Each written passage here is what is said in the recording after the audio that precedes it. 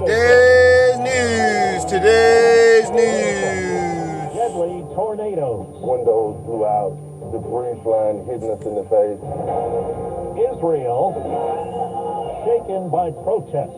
We're here to fight for our democracy. Big city water worries. Tried to buy some water, but this is the third place we looked at. Good morning. I'm Steve Kathan with the CBS World News Roundup. President Biden has declared a major disaster and has promised extensive federal help in the wake of the latest tornado damage in the South. At least 26 people were killed, most of them in western Mississippi. Here's CBS's Omar Villafranca. Tornadoes, lightning, and hail are tearing through the South. Multiple twisters were reported in Georgia, and overnight, intense storms brought heavy rains and flooding. But it was Friday's tornado in Mississippi that decimated the area and left more than 25 people dead. I was aware that the tornado could be in the forest cave, but I was not aware that it was coming. Gail Barfield and her husband Howard heard on TV they had 2 minutes to take cover. When the tornado hit, a wall crashed onto the closet, trapping Gail. It took a pickup truck to eventually free her. How are you still here? God, You believe God saved you? nobody but God. Later that day, her husband suffered a heart attack.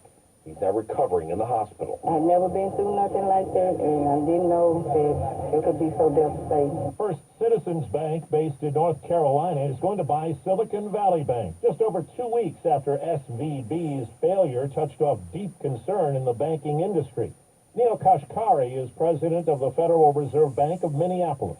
The banking system has a strong capital position and a lot of liquidity. I'm not saying that all of the stresses are behind us. I expect this process will take some time, but fundamentally the banking system is sound. Overseas, unrest spreads in Israel over a plan to overhaul the nation's judiciary. Tens of thousands of protesters went out to the streets last night after Prime Minister Benjamin Netanyahu announced he was firing his defense minister, who urged Netanyahu to halt the judicial overhaul. We're here to take down this corrupt government. Our Prime Minister lost his mind. The Trade Union Federation announced a general strike which closed the airport to outgoing flights, as well as shutting down malls and universities.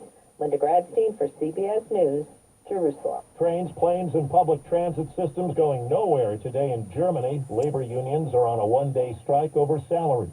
Russia's Vladimir Putin announced his country is moving nuclear weapons inside Belarus, putting them in easy reach of targets in Ukraine. CBS's Ramy Inocencio. As the West deploys more weapons to Ukraine, Russian President Vladimir Putin is raising the stakes himself, 3 апреля приступаем. saying he will deploy tactical nuclear weapons to Belarus with 10 Belarusian fighter jets already retrofitted, and arguing he's doing what the U.S. has been doing for years by stationing its nuclear weapons in Western Europe. The White House reacted cautiously. A top Ukraine official said the Kremlin has taken Belarus as a nuclear hostage. NATO criticized Putin's rhetoric as dangerous and irresponsible. A New York grand jury is due to resume work today in the hush money case that's embroiled former President Trump. Political scientist Larry Sabato says it's troubling that Trump has used violent imagery and amped up verbal attacks on the DA in the case. The real danger, right now at least, is not from more mob action. It's the individual lone wolves who will take things into their own hands and potentially wound or kill public officials or others. In Washington, a judge said late last week a federal grand jury will hear testimony from former Chief of Staff Mark Meadows and other Trump aides in the Capitol attack investigation. 4 minutes after the hour. Well, that's today's news. Today's news. I didn't hear any good news, did you? I didn't think so. I guess it's all about perspective. The glass is half full.